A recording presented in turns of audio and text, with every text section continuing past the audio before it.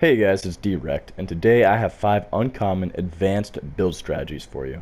There have been some great videos on common build techniques, so I wanted to target more unusual strategies.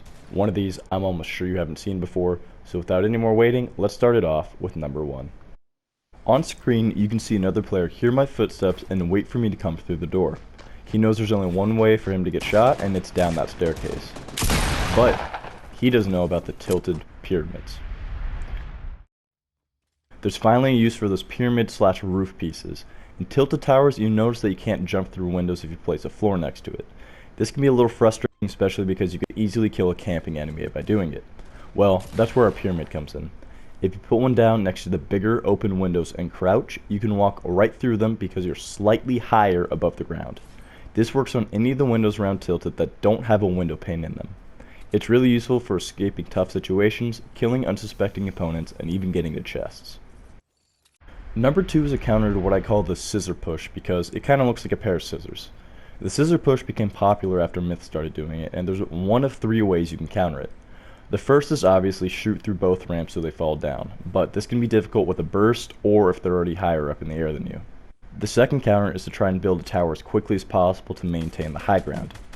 But the third option that I've seen very few people use is build above their scissor ramp with your own ramp to keep them boxed out.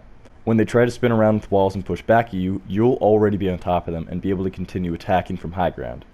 This is especially useful if you're using burst rifle like I said, since they have a more difficult time cutting through structures than ARs and SMGs, but you can use this strategy anytime someone tries to scissor push you. Number 3 is a different technique for pushing someone with exceptional high ground.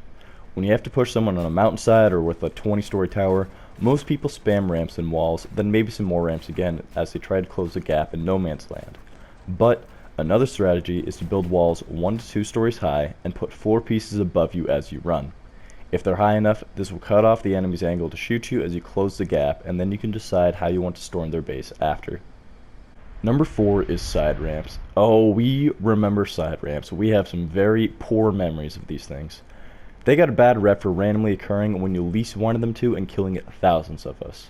But there's a very solid use of side ramps when you need to push over Loot Lake, when you need to outrun the storm if an enemy is shooting you from the side, or when you just need to push for cover. Basically, you rotate your ramps to whatever side you need to be protected on and then run along them, building as you go. Very simple strategy that saved me countless times running across the lake under fire, or when I don't have time to fight an enemy player. Just even look how majestic it looks. Number 5. The last one is playing mind games on your opponent. If you don't think you'll be able to push an enemy without dying, you can get a little crafty and build decoy ramps/bases. In this situation, I'm trying to push a duo up a mountain, but I have terrible ground because the circle moved.